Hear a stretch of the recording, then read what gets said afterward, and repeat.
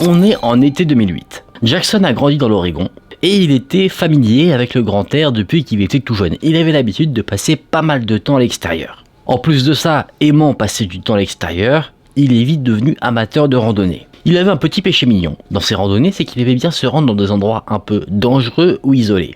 Par exemple, il aimait bien se promener au bord de falaises, donc vous savez que si jamais vous tombez d'une falaise, généralement c'est une chute sans retour. Il aimait bien aussi aller dans des zones où il y avait des animaux en soi qui pouvaient être dangereux, comme des cougars ou des ours. Encore en plus de ça, Jackson a vu un film qui s'appelle Into the Wild et il est tombé littéralement amoureux de ce film. Ça l'a beaucoup inspiré dans l'idée générale du film, parce qu'en soi, c'est une histoire vraie qui raconte l'histoire d'un mec qui décide de s'exiler en pleine nature totalement seul, et ce mec-là il meurt à la fin. Spoiler alerte. J'aurais peut-être dû dire le spoiler avant de dire la fin, mais t'as compris. Ce film a aiguisé le sens de l'aventure de Jackson, donc lui en fait il avait envie de faire un peu pareil, de partir pendant un certain temps pour explorer le monde. Ce qu'il veut faire, en gros, c'est le même parcours que le personnage du film a fait pour vraiment avoir les mêmes sensations, en évitant évidemment de mourir à la fin. Jackson part donc dans son aventure, il rencontre des serpents, des ours, il a aussi galéré un petit peu parce qu'il a souffert de déshydratation, mais en tout cas, il n'a jamais rencontré de problèmes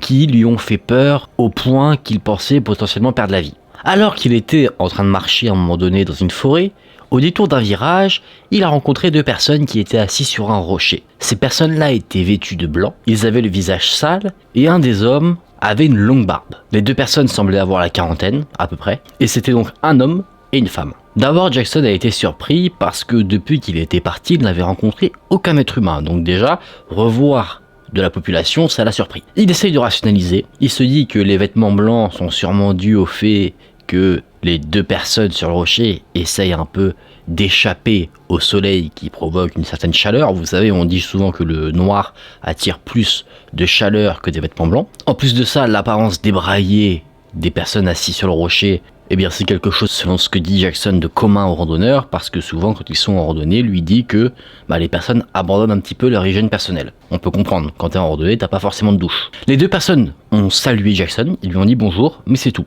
Après, ils l'ont juste regardé passer. Du coup, Jackson continue son chemin et il ne se pose pas plus de questions que ça. À quelques centaines de mètres du lieu de cette fameuse rencontre, Jackson décide d'établir un camp pour passer la nuit. Pour éviter que des animaux lui volent de la nourriture, il décide de suspendre ses restes de nourriture un peu au-dessus du sol. Et après ça, après avoir pris les différentes précautions pour que les animaux ne viennent pas l'embêter, eh bien Jackson va se coucher. Quand il se réveille et qu'il remballe son camp, il se rend compte que les restes de nourriture qu'il avait suspendus avaient disparu. Immédiatement, il pense que c'est un ours qui est rentré dans son camp alors que lui dormait. Du coup, il commence à chercher des empreintes. Mais étonnamment, il ne trouve aucune empreinte de patte. Par contre, il a quand même bien trouvé des empreintes. Et les empreintes qu'il a trouvées, ce sont des empreintes de bottes. Il a suivi les empreintes et l'une d'entre elles menait jusqu'à la corde qui retenait la nourriture en l'air. Du coup, immédiatement, Jackson pense au couple qu'il a rencontré plus tôt la veille. Pensant que ce couple est peut-être encore dans le coin, Jackson décide de rapidement remplir les bagages et de s'en aller. Et pendant qu'il reprend son aventure, il n'arrête pas de penser à ça. Au couple, il se demande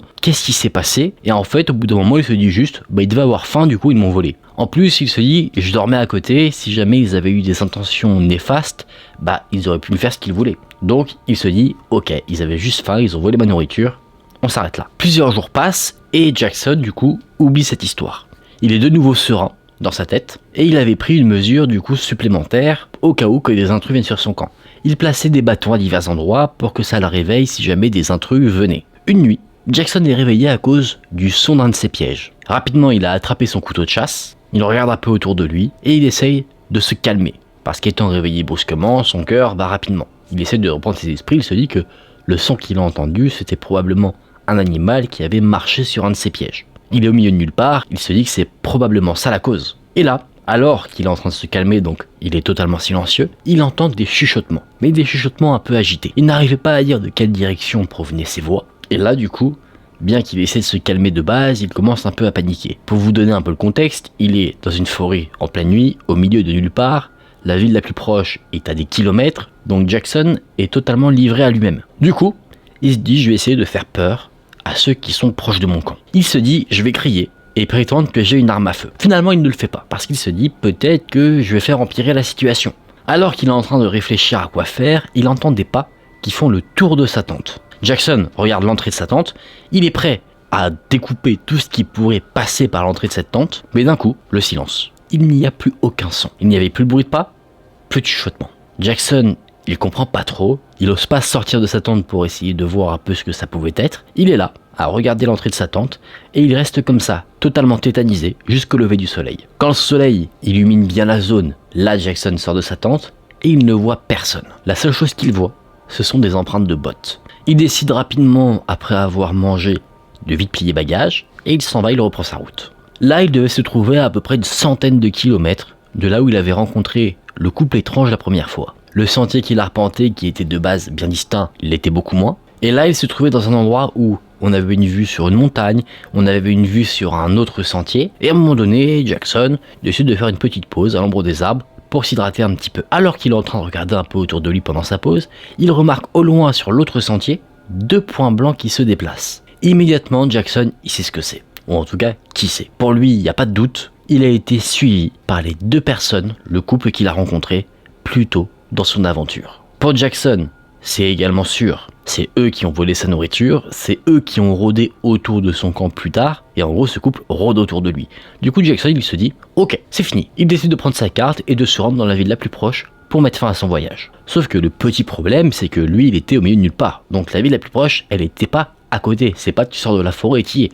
Il fallait quand même marcher un certain nombre de kilomètres. C'est le seul moyen, du coup Jackson prend la route pour s'y rendre, il marche jusqu'à tard dans la nuit pour gagner le plus de terrain possible. Il décide même à un moment donné de s'écarter du sentier qui est un peu dessiné dans la forêt pour éviter que des gens qui passent par là ne puissent le croiser. Une fois qu'il est un peu au milieu de nulle part de nouveau, il décide d'installer son camp pour passer la nuit. Là, même s'il a un peu de lumière dans sa tente, tu le vois pas. Il est vraiment paumé en plein milieu de la forêt. Il va dans sa tente, il est prêt à dormir, sauf que, étant un peu sur le qui-vive à cause de ce qui s'est passé dans son aventure, eh bien, dès qu'il entend un bruit, ça le réveille. Donc malheureusement Jackson n'arrive qu'à très peu dormir. Mais à un moment donné, il entend des bruits qui lui annoncent quelque chose de pas bien. Il se dit, je vais encore passer une sale nuit. Il entend de nouveau des bruits de pas, des chuchotements, ces pièges qui font du bruit. Mais ce sont des bruits qui sont plus ou moins distants. En fait, à entendre ces sons, il ne sait pas dire si les personnes sont proches de lui ou loin. Et là, Jackson voit une sorte de flash blanc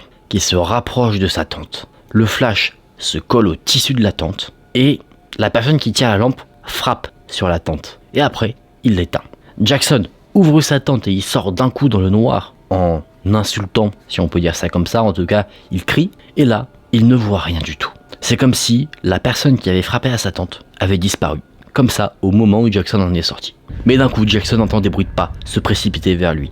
Il voit dans sa vision périphérique que quelqu'un est en train de lui foncer dessus. Jackson prend ses jambes à son cou et il se précipite dans l'autre direction, dans la forêt.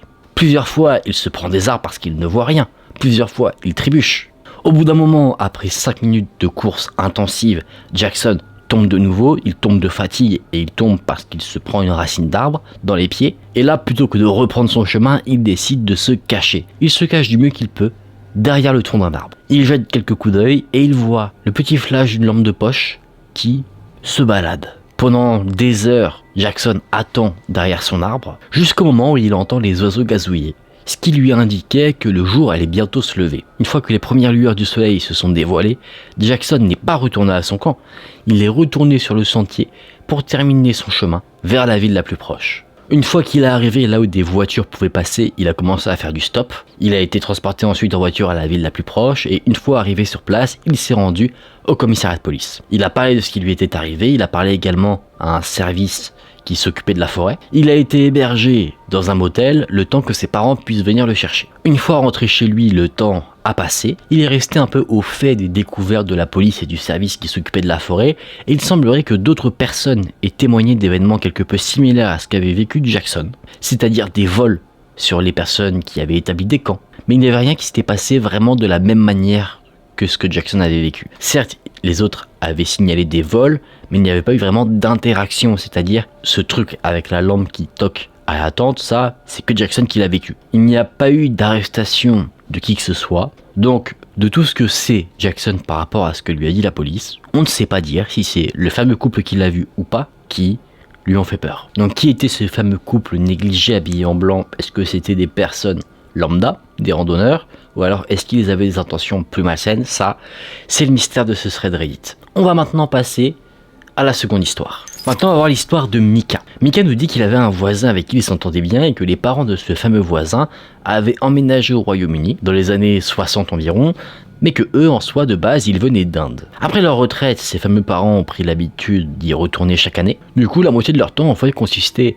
à voyager vers l'Inde et de revenir vers le Royaume-Uni. Et une fois, la famille de Mika a été invitée à y aller. Lui, il avait 15 ans, il pensait qu'il était assez dur à cuire, mais ce qui lui est arrivé lui a montré que, en fait, pas tant que ça. Le père de son voisin avait organisé les fameuses vacances en Inde vraiment d'une manière très carrée. Une fois arrivé sur place, il avait donné à tout le monde un petit dossier où il y avait l'itinéraire, toutes les activités qui allaient être faites, ce genre de choses. Et petit détail, qui a son importance ou non, c'est qu'en fait, Mika a les cheveux longs, il n'a pas de barbe ou quoi que ce soit, du coup ça arrive que parfois on le prenne pour une fille. À un moment donné, le groupe arrive au milieu de la jungle. Il y a un hôtel qui est vraiment paumé, le village le plus proche est à 3 heures de route, et l'hôtel est pas forcément très accueillant. Le groupe arrive sur le parking de l'hôtel déjà, et non loin de celui-ci, il y a un autre groupe autour d'un feu. Quand Mika et ses proches sortent de la voiture, il y a une des personnes du groupe autour du feu qui commence à crier quelque chose d'incompréhensible. La personne qui a crié est réduite au silence par un autre membre du groupe qui lui met une tape derrière la tête, en mode calme-toi. Un autre membre du groupe se dirige vers un véhicule, et ce mec-là, selon Mika, ressemble à un baron de la drogue. Il a des bijoux au doigt, il a une sorte de chaîne, et il parle avec le chauffeur du véhicule, il regarde Mika et ses proches, et il dit, dans un anglais approximatif, « Bienvenue dans l'hôtel, vous pouvez vous installer ». C'est là que tout le monde fait son entrée dans l'hôtel. Sauf que déjà, c'est très chelou. L'hôtel est désert. Mais il n'est pas désert comme si tout le monde était parti dormir, ou qu'il n'y avait juste pas d'activité. Il était désert comme si les gens qui s'y trouvaient étaient partis à la hâte. Des chaises étaient renversées, les tables n'étaient pas bien installées. C'est plutôt chelou. La personne qui avait parlé au chauffeur du véhicule dit que les chambres ne sont pas encore prêtes, alors qu'il est 21h, donc il propose que le petit groupe mange pour finir la préparation des chambres. Tout le monde commande, sauf que ce qui est surprenant, c'est que le serveur est un petit garçon de 9 ans. Une fois que les commandes ont été prises, le petit garçon, il s'en va, il ferme les portes, et il y a une petite attente qui se fait. Pendant cette attente, on entend un bruit de moto qui vient de l'extérieur, et après ça, sur des assiettes qui sont dépareillées, c'est-à-dire il y en a un qui va avoir une assiette rouge, un autre qui aura une assiette bleue, enfin tu vois, genre généralement, les hôtels ils ont leur petite déco, bah là c'est pas le cas, et bien les différents plats qui ont été commandés arrivent. Très certainement qu'il y a un petit Uber Eats qui a été fait.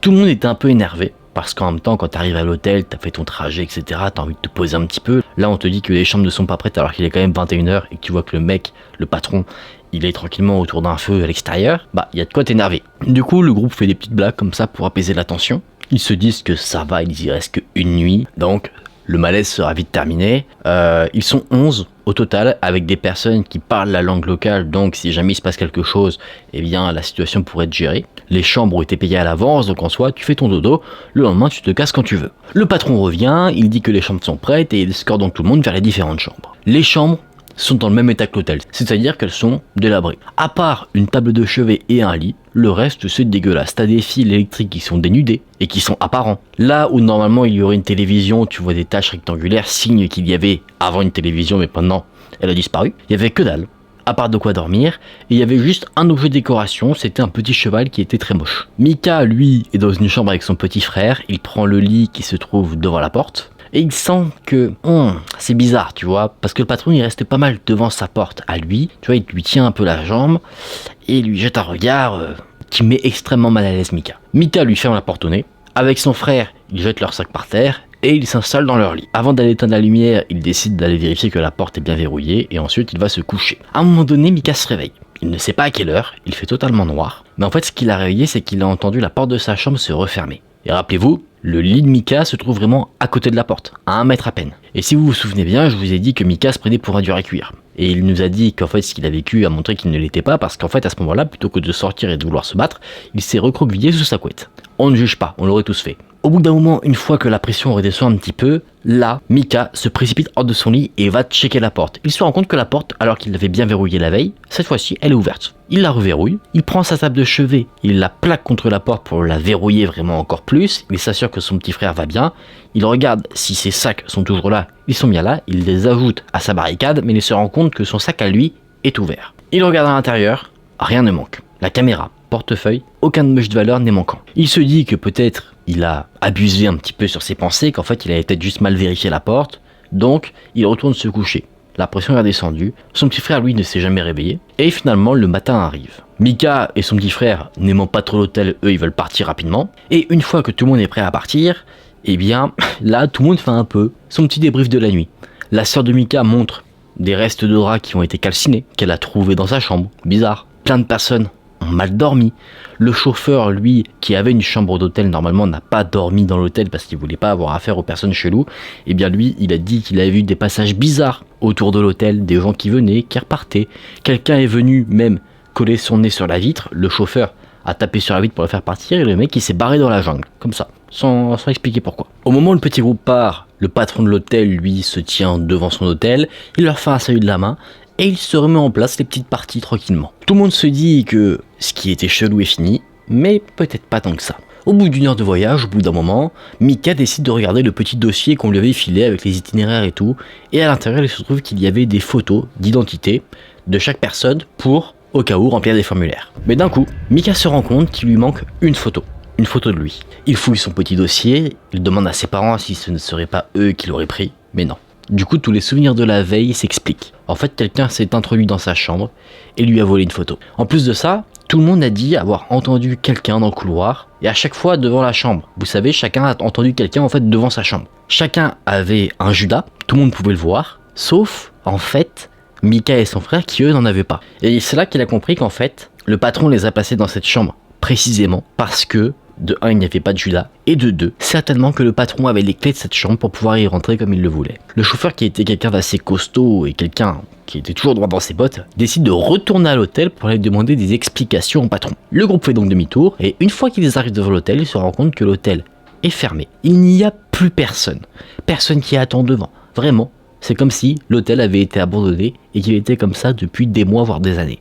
Les portes étaient cadenassées, mais juste devant la porte d'entrée, il y avait le fameux cheval dégueulasse qu'il y avait dans la chambre de Mika et de son frère. Mika l'a pris, il se dit que ça lui fera un souvenir de cette expérience néfaste, et en tout cas ensuite le groupe est reparti. Il ne sait pas en fait pourquoi l'individu a pris sa photo, il ne sait pas expliquer en fait tout ce qui s'est passé pendant la nuit. Peut-être que le patron avait pris Mika pour une fille comme d'autres personnes l'avaient fait, et qu'il a voulu voler une de ses photos pour faire des trucs assez malsains, on ne sait pas forcément quoi, même si on peut avoir des petites idées. En tout cas, son témoignage se termine là. Mika n'a pas plus d'explications que ça à donner. Si vous avez des petites théories, n'hésitez pas à les dire dans les commentaires. On va voir pour ce premier témoignage celui de Alice. Alice avait 17 ans au moment des faits, elle traînait avec une amie qui avait 16 ans, et au moment des faits, elle allait à pied alors que la nuit était en train de tomber au McDo pour se faire un petit resto tranquillou. Alors qu'elle était sur le trajet pour aller au McDo, à un moment donné, elle arrive avec son amie sur le parking. Sur le parking, elle remarque comme ça innocemment une camionnette blanche, mais elle n'y prête pas attention. Les deux amis vont donc ensuite au McDo, et pendant tout ce temps, Alice voit du coin de l'œil que cette camionnette blanche qui est occupée par un homme ayant entre 30 et 40 ans ne bouge pas. On peut se dire déjà à ce moment-là que peut-être l'homme a pris à emporter, il mange dans sa voiture, peut-être qu'il attend, peut-être qu'il dort, mais en tout cas on ne pense pas directement à mal. Et vous allez voir que finalement, eh bien si, il y a quelque chose de mal à en penser. Alice et son ami continuent de manger, tout se passe bien en soi, elle ressort du McDo après avoir mangé, la camionnette est toujours là avec son occupant à bord, et Alice décide de rentrer chez elle avec son ami à pied. Elles habitaient à peu près 10 minutes de trajet, donc en soi c'était quelque chose d'assez rapide. Et vous allez voir que même si le trajet est rapide, ça n'empêche pas que des événements chelous peuvent se produire. Elle est donc en train de marcher sur le trottoir avec son ami, quand à un moment donné, une voiture arrive. Cette voiture-là est occupée par une autre amie de Alice, donc la voiture s'arrête, elles échangent quelques mots, des petites banalités, et alors qu'elles sont en train d'échanger, Alice remarque, du coin de l'œil, qu'une camionnette blanche circule sur la même route. À ce moment-là, elle ne sait pas trop si cette camionnette est celle qu'elle a vue ou pas, mais étant en conversation avec son ami, et vu que c'est une route, c'est normal qu'il y ait de la circulation, eh bien, elle n'y prête pas à ce moment-là plus d'attention que ça. La conversation entre la personne à bord de la voiture et Alice se termine, et Alice et son ami reprennent la route à pied tranquillement pour rentrer. Sauf qu'à un moment donné, sur le trajet, Alice et son ami tombent sur la camionnette qui est garée un peu plus loin. La fameuse camionnette blanche qu'elles arrivent à apercevoir au loin, mais juste avant celle-ci, il y a un homme. Et un homme qui les regarde, pantalon baissé, et qui est en train de se faire un plaisir très malsain comme ça dans la rue, en regardant les deux jeunes filles. Alice, choquée par ce spectacle, ne sait pas comment réagir, c'est normal, c'est quelque chose d'assez surprenant. Du coup, en fait, la première chose qui lui vient, c'est de rigoler, mais c'est pas un rire où elle se moque, c'est un rire de malaise. Alice nous dit qu'elle a habituellement un caractère bien trempé, qu'elle n'hésitait pas normalement à rentrer dans le tas si jamais on l'embêtait, mais dans cette situation-là, elle était tellement surprise et malaisée par la situation que son caractère bien trempé, là, il n'est pas ressorti. Elle a totalement été prise par surprise. En plus de ça, il y a d'autres pensées qui lui viennent en tête. Elle se dit, cet homme, il est plus vieux que nous, peut-être qu'il est armé, peut-être même qu'il n'est pas seul.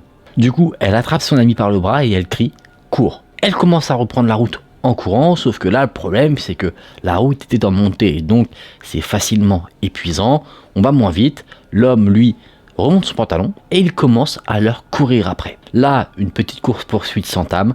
Alice et son ami prennent une intersection pour ne plus être visible par l'homme, et une fois que l'homme est en train de leur courir après mais qu'il n'a plus Alice et son ami dans son champ de vision, là Alice prend son ami par le bras de nouveau et elle la tire dans un jardin du voisinage non loin de chez elle. Là les deux jeunes filles restent cachées, elles attendent quelques instants. Elles essayent, bien qu'essoufflées, de masquer leur respiration pour que l'homme ne les retrouve pas, mais fort heureusement, elles ne le voient plus, comme si l'homme avait perdu leurs traces. Plutôt que de reprendre la route ensuite à pied, Alice et son ami attendent encore quelques minutes et Alice décide d'appeler son père au téléphone pour qu'il vienne la chercher. Elle ne lui raconte pas tout de suite ce qui s'est passé, elle dit « Viens avec nous chercher à tel endroit, je te raconterai quand tu seras là ». Le père, quelques minutes après, est venu à toute allure, il a récupéré les deux jeunes filles, et quand Alice lui a raconté ce qu'elle avait vécu, là le père voulait carrément en découdre avec le mec, donc il a fait, avant de déposer Alice et son ami en lieu sûr à la maison, un petit tour du voisinage pour voir si jamais il n'arrivait pas à remettre la main sur l'homme. Malheureusement, il ne l'a pas trouvé, donc il a ramené l'ami d'Alice chez elle et il a ramené Alice en sécurité à leur domicile. La police a été prévenue de l'incident, elle a assuré qu'elle ferait des rondes pour essayer de retrouver cet homme si jamais il cherche à récidiver son geste. Et quelques jours plus tard, Alice va recroiser cette fameuse camionnette blanche qui semble appartenir à l'individu avec un comportement malsain. Sauf que là, la pression qu'Alice avait est redescendue et son idéal à ce moment-là, c'est de se faire justice elle-même. C'est pas forcément une très bonne idée parce que tu te dis que ça peut vite dégénérer, mais du coup, sur le parking du McDo, elle revoit cette camionnette, elle va à la fenêtre côté conducteur pour confronter l'individu, sauf que là, il n'y a personne à bord. Alice est repartie. Pendant quelques temps quand même, elle revoyait cette camionnette sur le parking du McDo. Elle n'a jamais pensé à prendre la plaque d'immatriculation. Après, quand on vit ce genre de situation, il y a des choses en soi auxquelles on ne pense pas forcément. Moi, personnellement, je pense pas, même si c'est sûrement une chose à faire, que ce soit la première chose que j'ai à l'esprit si jamais je vis ce genre de truc. Le temps a continué à passer,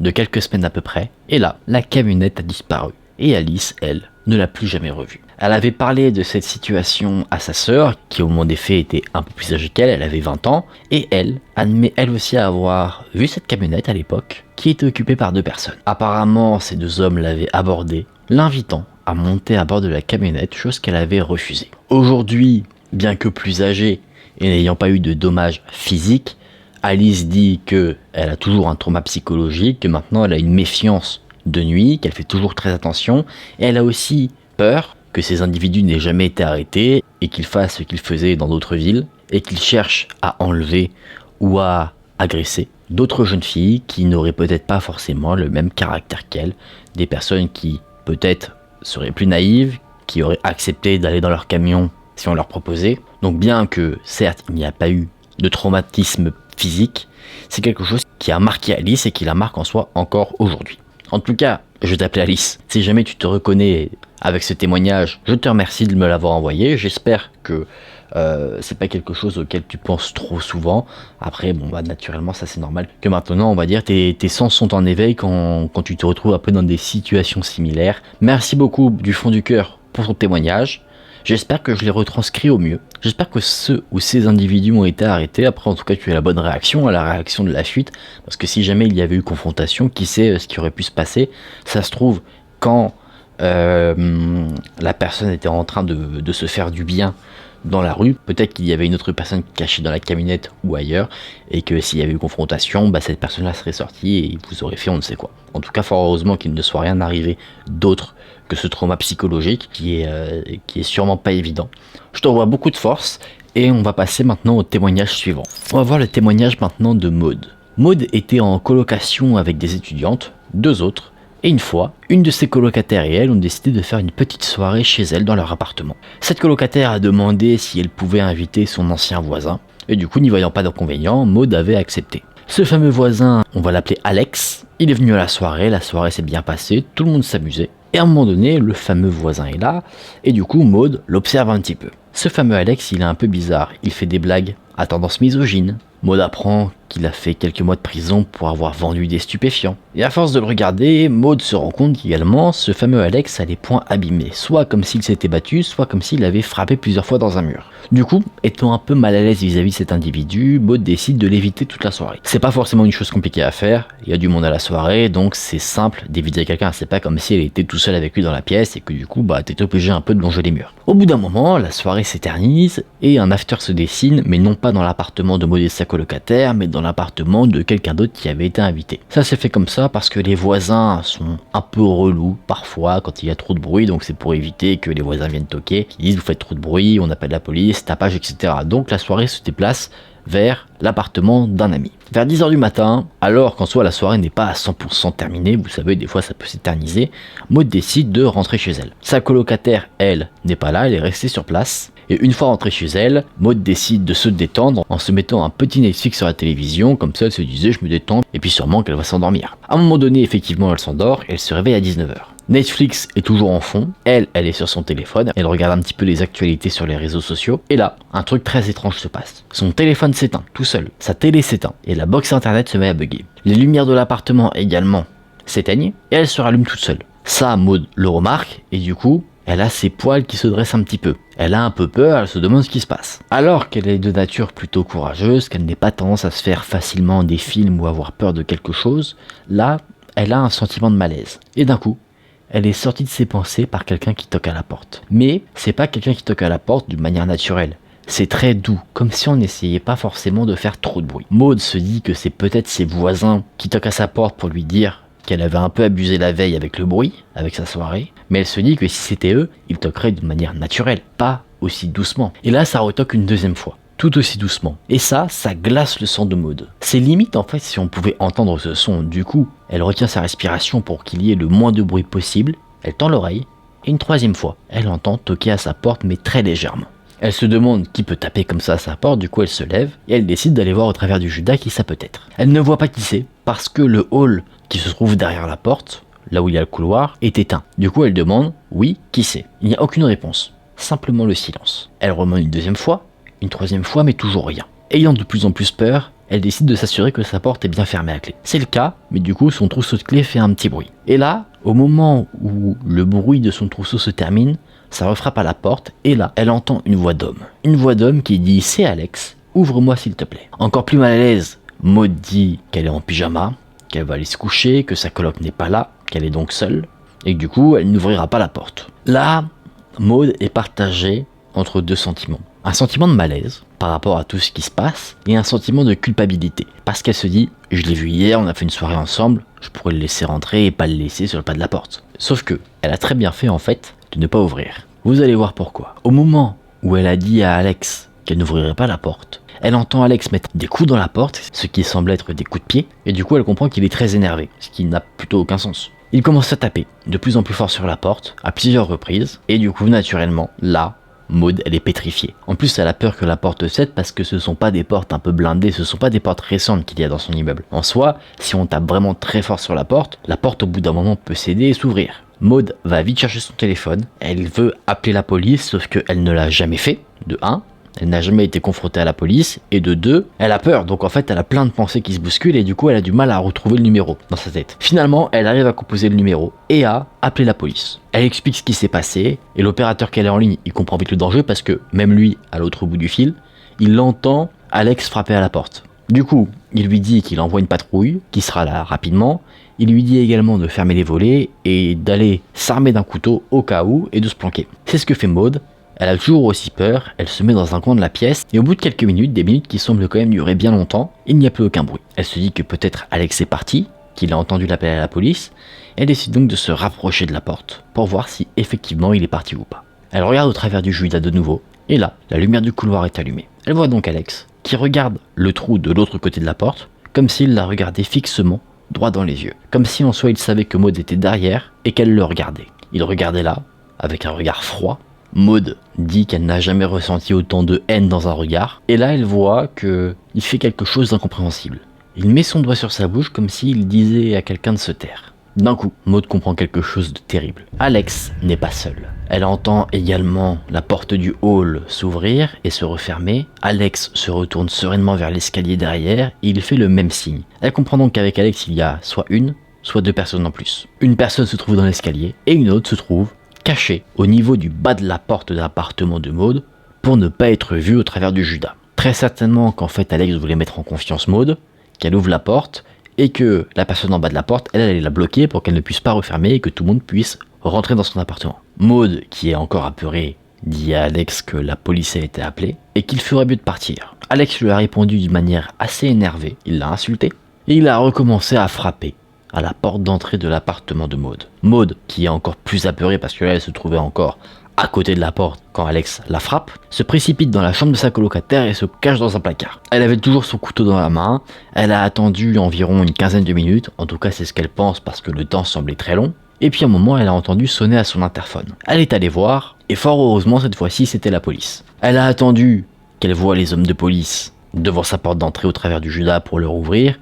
Alex, lui, avait disparu, et du coup les policiers ont fouillé l'immeuble et un peu les alentours, mais Alex n'était plus là. Les agents de police ont rassuré Maud, elle leur a transmis une photo de la soirée de la veille où on voyait Alex en arrière-plan pour qu'ils aient une idée de à quoi il ressemble pour l'appréhender si jamais. Et du coup la police est partie en disant de rappeler si jamais Alex se représentait. Après ça, Maud était limite au bord du malaise parce que elle n'avait jamais eu autant d'adrénaline, un rythme cardiaque aussi élevé, au point qu'elle en a carrément vomi. Pour vous dire à quel point ça l'a pris aux tripes. Pendant 3 jours après, elle n'a même pas dormi, tellement elle était stressée, traumatisée de par la situation et en plus de par la peur qu'elle ne se reproduise. Et anecdote qu'elle ajoute plutôt relou, c'est qu'elle en a parlé bien sûr à sa colocataire de tout ça, parce que cet individu était l'ancien voisin de celle-ci. Et cette colocataire ne l'a jamais cru, parce que elle en a parlé au fameux Alex, et Alex lui a dit qu'en fait lui était juste passé pour charger son téléphone. Seconde anecdote liée à quelque chose que Maud a partagé dans son histoire, mais en soi qui n'a pas de lien direct, mais peut-être que si, c'est que elle pense peut-être que le sorte de bug qu'il y a eu avant l'incident, c'est-à-dire les lumières qui s'éteignent, son téléphone, etc., était un message. Un message qui est plutôt un avertissement de l'au-delà, parce que quelques mois plus tard dans ces événements, Maud a malheureusement perdu sa tante. Donc elle se dit que peut-être c'était un avertissement de sa part pour la protéger, non pas d'une manière directe, mais d'une manière indirecte. C'est-à-dire qu'en fait, en lui faisant peur de cette manière, elle aurait été beaucoup plus vigilante à certaines choses, alors que si jamais, par exemple, il ne s'était rien passé et que Alex avait frappé à la porte, c'est possible que Maud, n'étant pas, on va dire, sur ses gardes, aille ouvrir la porte totalement naïvement. C'est là que son témoignage s'arrête. Maud, si tu te reconnais, merci beaucoup de ton partage. Je trouve que c'est une histoire vraiment horrible. Il y a des aspects assez intéressants sur la fin, enfin sur la partie paranormale. Ça, c'est toujours un truc que je trouve assez intéressant. Si, bon, on n'aura pas de preuves formelles concernant tout ça, mais si jamais réellement c'est le cas, qu'on ait essayé de te prévenir qu'il se passait quelque chose, ça je trouve que c'est totalement incroyable. En tout cas, c'est une bonne chose que ce soit arrivé comme ça. Toi, tu étais sur tes gardes et après tu as évité le pire, parce que comme toi-même tu le dis dans ton mail, c'est vrai qu'on ne sait pas quelles étaient les intentions de Alex et des autres personnes. On ne sait pas combien ils étaient. Toi, tu supposes entre 1 et 2. En plus d'Alex, ça se trouve ils étaient beaucoup plus. Ça, on ne sait pas. On ne sait pas non plus qu'est-ce qu'ils avaient prévu. Est-ce qu'ils voulaient juste cambrioler? Est-ce qu'ils voulaient t'agresser ou quoi? Ça, on ne le sait pas. Et d'un côté, j'ai envie de dire fort heureusement. En tout cas, je te remercie énormément pour ce témoignage.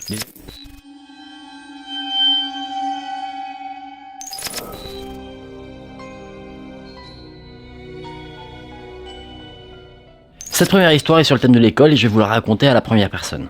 Le premier jour d'école, c'est quelque chose qui me rend assez nerveux, mais cette rentrée scolaire-là, dans cette école, elle était un vrai cauchemar. J'avais 14 ans, j'avais emménagé dans une nouvelle ville, dans une nouvelle maison, parce que mon père s'est vu offrir un nouveau travail, bien mieux payé, et donc une semaine après cette offre, nous avons déménagé. On avait déménagé pendant l'été, donc à la rentrée suivante, j'étais dans une nouvelle école. Le premier jour, je suis allé seul à l'école. J'étais nerveux concernant le fait de devoir me faire de nouveaux amis, et quand je suis arrivé, j'ai pris mon emploi du temps et j'ai vu que je devais me rendre dans la salle 104. C'était un cours de mathématiques et j'ai donc commencé à m'y rendre. Je marchais dans les couloirs, cherchant la salle 104, mais cette école était si grande que ça ressemblait presque à un labyrinthe. Je n'ai pas encore trouvé ma classe quand la cloche a sonné et tous les étudiants ont commencé à rentrer eux dans leur classe, ce qui a rendu les allées de l'école totalement désertes. Je me suis arrêté devant une double porte en bois, je les ai poussées, elles ont fait un son de vieux métal et derrière elles se trouvait un autre couloir avec des portes assez usagées qui dénotaient du reste de l'école. C'est comme si en soi, cette aile de l'école-là n'était pas entretenue. À ce moment-là, je me suis dit que je m'étais trompé d'endroit, donc j'ai fait demi-tour, mais juste avant de quitter les lieux, j'ai remarqué qu'il y avait une série de nombres à côté des différentes portes. 101, 102. Dans ma tête, je me suis dit bingo, c'est ici. J'ai finalement réussi à trouver la pièce 104, et j'ai regardé au travers de la fenêtre, et les étudiants étaient déjà là, ils travaillaient, et le professeur, lui, était devant le tableau. J'ai toqué à la porte, je suis rentré, et personne ne faisait attention à moi. Ni les étudiants, ni le professeur. Je me suis dit que c'était peut-être la manière dont étaient traités les étudiants qui arrivaient en retard, on les ignorait. Je me suis présenté au professeur, j'ai essayé de lui parler, je lui ai dit bonjour, je suis le nouvel élève, sauf qu'il ne m'a pas répondu. Il s'est retourné vers le tableau et a commencé à écrire. Totalement rouge de honte, je me suis précipité vers une table qui était libre et je me suis installé. Ce professeur avait noté sur le tableau son nom. C'était Madame Taylor. Nerveux et un peu honteux d'être arrivé en retard, je ne me suis pas fait remarquer pendant toute la durée du cours et j'ai travaillé comme tous les autres étudiants sans participer. Au bout d'un moment, un moment qui semblait avoir duré des heures, la cloche a sonné. Tous les autres élèves de la classe ont commencé à ranger leurs affaires d'une manière précipitée et ils sont sortis de la classe. J'ai regardé ma montre et j'ai vu qu'il était déjà 15 heures, que c'était la fin des cours. Je n'avais seulement fait que un cours, ce cours qui avait duré en soi toute la journée. Je suis donc sorti dans le couloir, j'essayais maintenant de trouver la sortie de l'école et tout d'un coup, j'ai entendu quelqu'un crier mon nom. Je me suis retourné et il y avait un professeur qui se précipitait vers moi. Il m'a dit « Toi, oui toi, tu es le nouveau ». J'ai répondu un peu gêné « Oui ». Et là, ce professeur m'a demandé où je me trouvais parce qu'il m'avait cherché toute la journée. Il m'a demandé pourquoi je ne m'étais pas rendu en classe et je lui ai répondu que si, j'étais bien en classe. Il m'a demandé dans quelle classe je suis allé et j'ai répondu la classe de Madame Taylor. Et là, le visage du professeur a changé. Ses yeux se sont écarquillés et il semblait être énervé. Il m'a dit « Je suppose que tu penses être drôle. Eh bien tu ne l'es pas. Ce n'est pas quelque chose dont on peut plaisanter. Maintenant, file hors de ma vue. » J'étais très confus de cette conversation. J'y ai repensé pendant que je rentrais chez moi et je me demandais ce que j'avais pu dire qui avait mis ce professeur en rage. Donc dès que je suis rentré chez moi, j'ai posé mes affaires, j'ai ouvert mon ordinateur, j'ai commencé à rechercher le nom de l'école ainsi que le nom de Madame Taylor. Et ce que j'ai trouvé, ça m'a effrayé. Je suis tombé sur de vieux articles qui parlaient d'un massacre.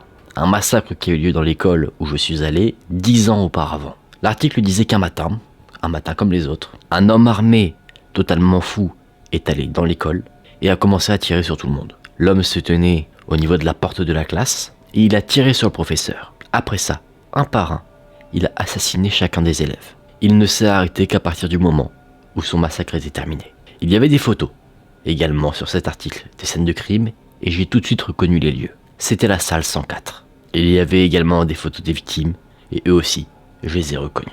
Totalement effrayé, j'ai parcouru les photos souriantes des élèves et de Madame Taylor, avec qui je me trouvais en classe un peu plus tôt. J'avais mal à mon estomac, à cause du stress et de la peur. Mes mains tremblaient, j'avais des frissons qui parcouraient mon corps, et pendant toute la nuit qui a suivi, j'ai essayé de me convaincre que ce n'était pas vrai, que j'avais dû halluciner. Le lendemain matin, j'étais trop terrifié pour retourner à l'école, j'ai craqué. J'ai dit à mes parents ce qui s'était passé. Et au début, ils pensaient juste que j'étais nerveux d'entamer une nouvelle vie.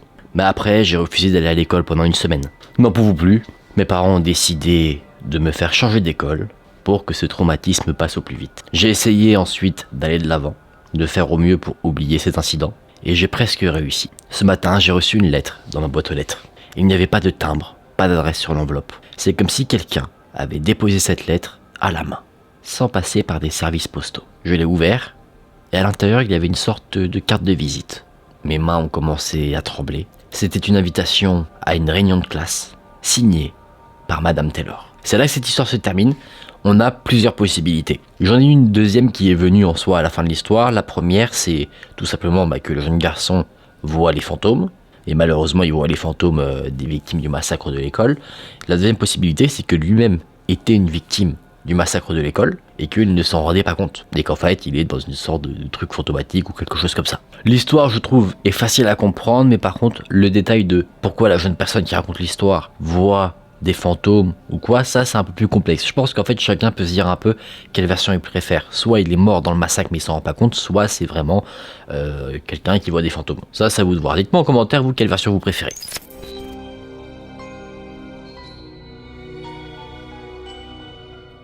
Dans cette histoire on va parler d'un jeune garçon qui travaille dans un cimetière et qui accidentellement est tombé dans une vieille tombe.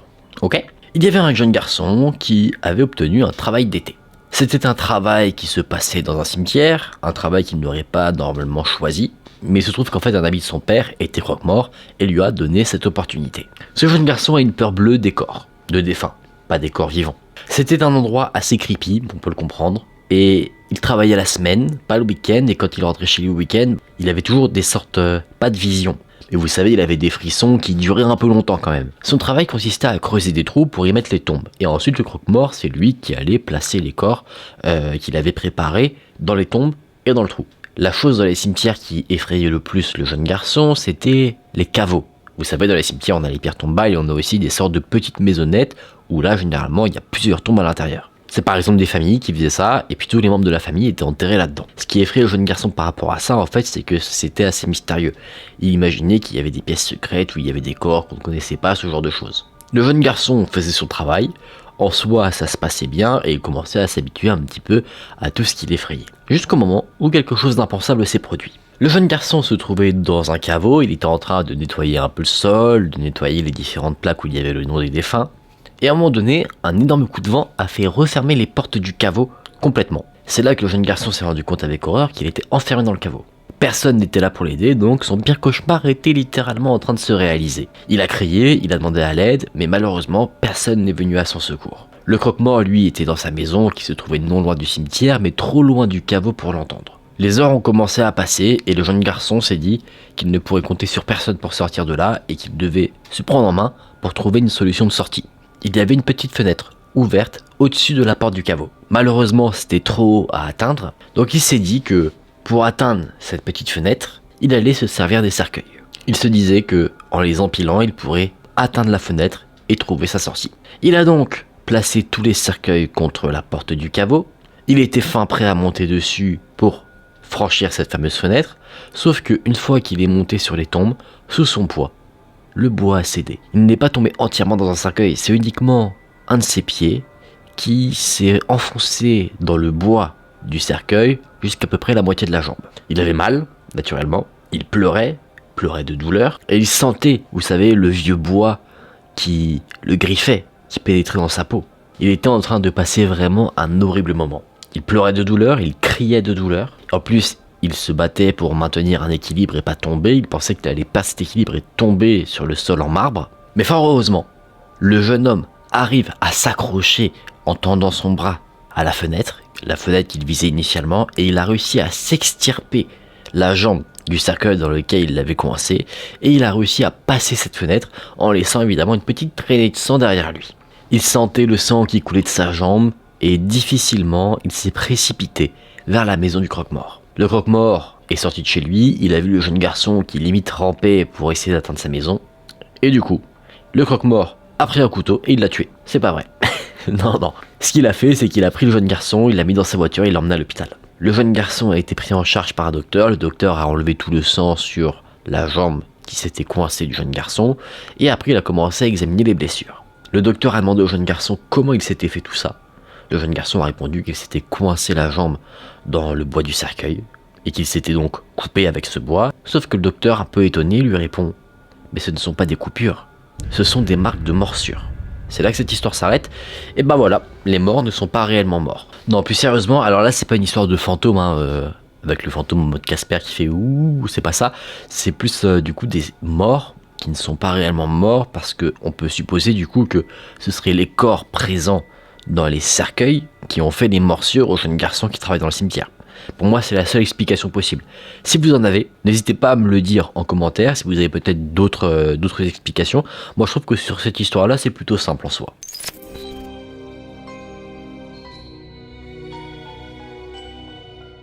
Là, on va voir une histoire qui se passe à l'école en Corée du Sud. En Corée du Sud, les parents mettent beaucoup de pression sur leurs enfants pour qu'ils réussissent leur cursus scolaire. Il y avait une jeune fille coréenne et ses parents étaient assez sévères avec elle, enfin pas sévères dans le sens punition, mais dans le sens assez rigoureux sur le fait qu'elle travaille bien. Il l'a forcée à travailler 7 jours par semaine et il la laissait pas forcément beaucoup sortir avec ses amis. Ses parents, pour qu'elle travaille encore mieux à la maison, lui ont acheté un ancien bureau d'école.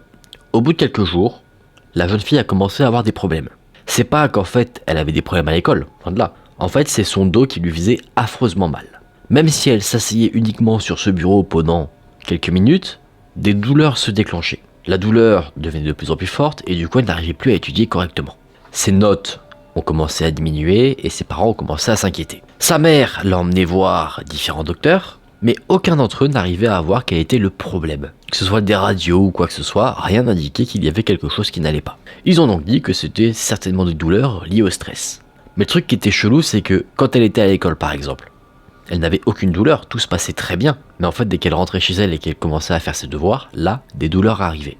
Les notes de la jeune fille diminuaient encore et encore, et là, la mère a commencé à perdre espoir. Elle se disait, les médecins ne trouvent pas de problème, la fille ne sait pas dire ce qu'elle a, donc elle a commencé à consulter des diseurs ou des diseuses de bonne aventure, des médiums, des trucs plus psychiques, on va dire, que de la science pure et brute. Néanmoins, ça n'a pas aidé du tout. Ça n'a pas permis d'avancer vers une solution ou quoi que ce soit. Mais une fois, alors que la mère parlait avec une amie, cette amie a dit mais peut-être que c'est juste que ta fille en fait elle se tient mal à son bureau. Donc prends une photo de ta fille quand elle est assise à ce bureau et on verra bien. C'est ce que la mère a fait, elle a pris une photo en rentrant de sa fille qui travaillait à son bureau. Et quand elle a regardé cette photo, elle était horrifiée.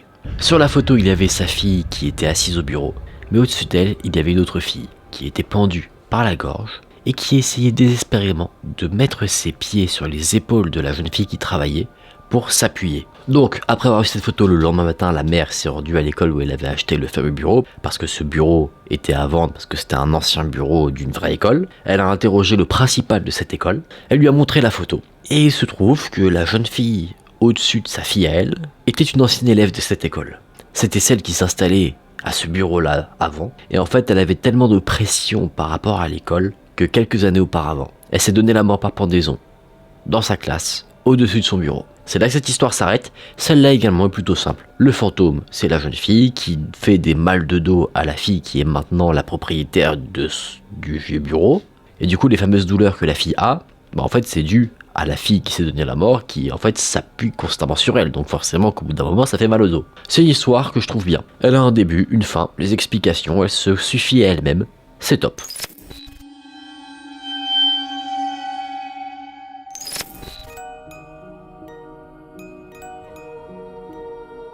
On est le 26 mai 1990. Il est 10h45. On est en Floride à Wellington.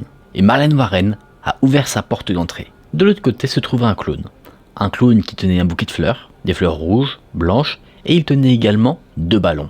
Sur l'un d'eux se trouvait une image de Blanche-Neige. On peut se dire, de 1, que c'est chelou, de 2, qu'il n'y a pas de danger. Et bien directement, le clown a tiré 2 balles à bout portant sur la femme. Marlène Warren est décédée à l'hôpital 2 jours plus tard. C'est son fils qui l'avait découvert, un adolescent, qui a également vu le clown, qui l'a vu sortir de l'immeuble vers une voiture blanche et qui l'a vu ensuite prendre la fuite. Là, vous vous attendez à ce que je vous révèle un petit peu quel était le mobile, qui était l'individu qui a tiré sur Marlène Warren. On ne le sait pas. Cette affaire-là est une affaire non résolue. La police locale a déclaré que c'était l'affaire la plus étrange qu'ils n'avaient jamais vue. On a suspecté des personnes, évidemment, notamment le mari de Marlène Warren. On avait trouvé des preuves dans son bureau parce qu'il travaillait chez un concessionnaire automobile et ces preuves indiquaient qu'il avait falsifié des relevés kilométriques. Alors je me trompe peut-être parce que je ne connais pas forcément tant que ça, mais il me semble que plus une voiture a de kilomètres, moins tu la vends cher. Donc le fait d'enlever des kilomètres à la voiture permet de la vendre plus cher que le prix qu'elle ne vaut réellement. Peut-être que Marlène Warren l'avait découvert, qu'elle n'était pas en accord avec ça et que le mari l'avait tué. Mais malheureusement, on n'a pas trouvé des preuves supplémentaires permettant en tout cas d'incriminer cet homme. Donc est-ce que c'est lui? Est-ce que ce n'est pas lui? Ça on ne sait pas. On a aussi retrouvé des documents d'assurance vie qui indiquaient que le mari recevrait une belle somme d'argent si jamais sa femme venait à perdre la vie. Mais encore une fois, on n'a rien découvert de plus que ça. Et on peut se dire, pourquoi se déguiser en clown? Est-ce que ce serait simplement pour dissimuler une identité? Ou est-ce que c'est juste quelqu'un qui, un peu à l'image du Joker, portait ce style-là fièrement? Ça, c'est le mystère. On a également d'autres pistes. Le mari de Madame Warren était infidèle. Il avait une relation amoureuse avec l'une de ses employées. Et il se trouve que les fleurs qui avaient été présentées devant Marlène Warren avaient été laissées sur la scène de crime et elles ont été identifiées comme venant d'un fleuriste, fleuriste qui se trouvait non loin de l'appartement de cet employé. Il y avait également un magasin de costumes et la police a mené son enquête là-bas et il semblerait que l'employé en question ait acheté un déguisement de clown. En plus de ça, cet achat avait été fait le jour même du meurtre de Marlène Warren.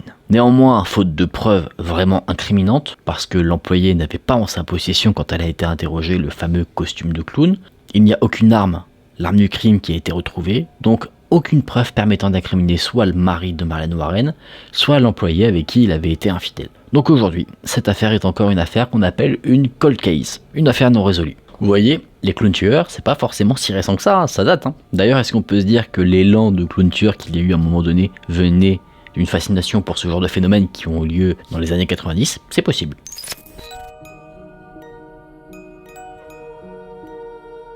On avance maintenant dans des années plus récentes, en octobre 2014. En Californie, des clowns armés ont débarqué pour terrifier les habitants. De base, ça venait d'une idée totalement innocente. C'est un couple qui s'est pris en photo, déguisé en clown, armé pour un projet artistique. Sauf que des imitateurs ont décidé de les copier pour effrayer les gens. C'est typiquement le cliché des clowns tueurs qu'on a nous actuellement. C'est-à-dire des gens avec des armes à feu. Bon, en France c'est compliqué d'avoir des armes à feu, mais en tout cas avec des couteaux, autrement, qui se précipitent vers les passants, vers les maisons, non pas pour les agresser, mais simplement pour les effrayer. Mais évidemment, les personnes qui sont témoins de ce genre de choses, ils pensent pas que c'est juste en quelque sorte une farce. Ils pensent que vraiment un clown fonce sur eux pour les tuer. Et pour vous dire à quel point ça devenait malsain, il y a même un adolescent qui a été arrêté par la police parce que lui, il était en train de foncer avec un couteau vers un mineur, vers un enfant, juste pour l'effrayer. Ces clowns, à l'époque, étaient même nommés, et même moi qui l'ai vu, je me souviens très bien voir... c'était pas des pages Instagram, je crois que c'était des pages Facebook, ou peut-être Twitter aussi, où les gens se revendiquaient comme moi je suis tel clown, et ces personnes-là récoltaient plein de followers, parce qu'ils fascinaient les gens, et tu vois, ces clowns disaient, je sais pas, moi je suis... Pogo le clown, j'opère dans la ville de machin, et puis il y avait des photos de lui qui étaient reliées, etc. etc. Tu vois, genre il y a vraiment eu un événement de grande ampleur autour de ça. Et je sais pas si du coup, l'événement qui a suivi en France par rapport au clown tueur vient par exemple de cet événement-là, celui dont je viens de vous parler en octobre 2014. C'est possible, parce qu'il me semble que quand il y avait eu tous ces trucs de clown, ça a daté... Ah bah attends, c'est possible, hein. C'est possible parce que c'était vers la période d'Halloween qu'il y avait tous ce délire des clowns tueurs qui couraient dans les rues. Je vais vous passer quelques vidéos. Comme ça, vous verrez peut-être de quoi je parle, parce que maintenant, c'est vrai que ça commence à remonter un petit peu. Si ça date de 2014, ça fait quoi? Ça fait... En 2022, ça fait 2, 4, ça fait 2 et 6, ça fait 8 ans. Waouh, le coup de vieux. Mais bon, regardez, et vous allez comprendre que se retrouver de nuit face à ce genre de personnes, ça fait pas trop envie.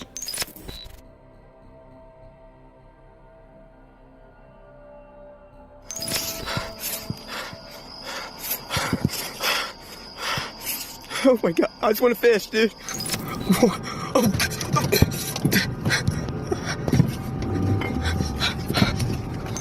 No, but like, how do you even get up there? What the hell? What the fuck is that? Nah. Bro, stop playing. Okay, I think we should dip, dog. Nah, you think that fool's fucking around? Get the fuck out of Oh, here. fuck! Hey, that fool's coming, that fool's coming.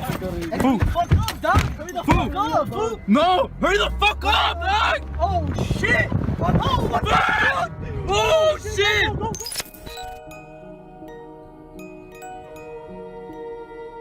On remonte un peu le temps pour voir une histoire assez glauque. On est en octobre 2007. Visiblement, les clowns aiment bien les mois d'octobre. Il y a une personne, qui était un ancien policier et un ancien ministre, qui, de temps en temps, jouait le rôle d'un clown chrétien. Et cette personne-là a été arrêtée pour la raison suivante. Il avait en sa possession des photographies de mineurs dans des positions obscènes, et en plus de ça, il effectuait régulièrement des voyages pour entretenir des relations intimes avec des mineurs. Cet individu, c'est Paul Carlock Jr., et le clown qu'il interprétait, c'était Clute Solo Clown. Pendant un moment, il voyageait aux Philippines pour se produire et amuser les enfants d'un orphelinat, l'orphelinat House of Joy. En revenant des Philippines, il a été contrôlé par des douaniers qui ont demandé à vérifier son appareil photo parce que il y avait pas mal de rapports concernant du trafic d'enfants, concernant des personnes aimant un peu trop les enfants, donc les autorités s'étaient mis en tête de renforcer un petit peu les contrôles par rapport à ça. Et effectivement, ils ont été servis en regardant dans l'appareil photo de cet homme. Il y avait des photos des garçons de l'orphelinat, nus qui prenaient une douche, des enfants qui étaient assis mais on voyait leur partie intime très clairement. En gros, c'était des photos qu'un adulte n'aurait jamais dû prendre. L'individu à qui on avait pris l'appareil photo a essayé de se justifier.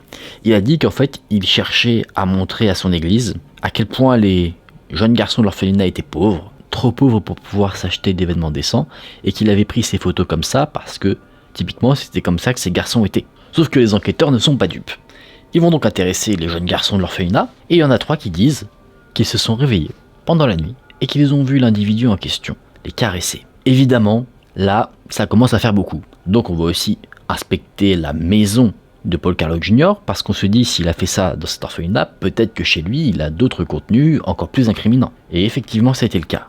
On a retrouvé chez lui pas moins de 21 vidéos mettant en scène des enfants. Vous avez compris de quoi je parle. On a enquêté du coup un petit peu aussi sur le passé de cet individu et il se trouve qu'il s'est toujours arrangé pour travailler dans un milieu où il pouvait côtoyer des enfants. Dans des hôpitaux spécialisés, dans des foyers, et même quand il était policier, il travaillait dans la section réservée aux mineurs.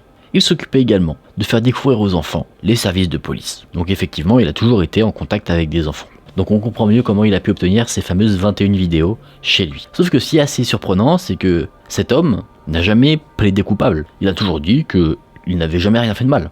Il ne se rendait pas compte en fait de la gravité des actes qu'il avait commis.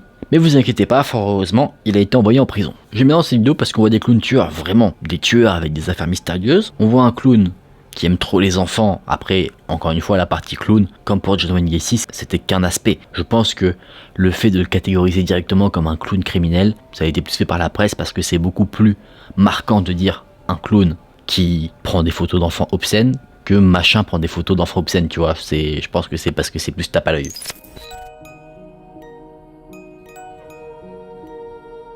Je vous en ai parlé un petit peu plus tôt, et cette fois-ci on va parler de ce qui s'est passé en France. Et il se trouve que, de ce que je disais dans la vidéo un peu plus tôt, effectivement, le phénomène de clown en France est apparu en octobre 2014. Ça a commencé de ce que j'ai comme source à Agde, dans le sud de la France, où 14 personnes déguisées en clown s'amusaient à pourchasser les passants. Ils riaient comme des maniaques, certains portaient des pistolets, d'autres des couteaux ou encore des battes de baseball. Et jusqu'à maintenant, on pouvait se dire que c'était simplement une blague de très mauvais goût, mais ça a vite dérapé.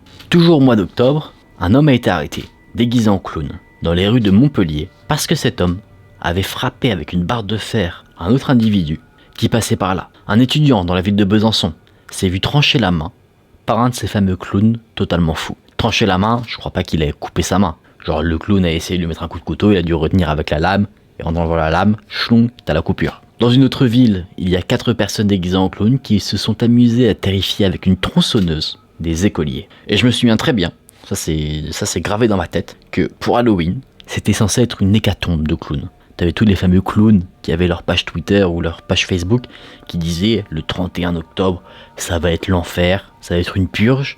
Et du coup, prenant peur de ce mouvement qui devenait de plus en plus fort, les mairies interdisaient tout simplement aux habitants de leur ville de se déguiser en clown pour la période d'Halloween.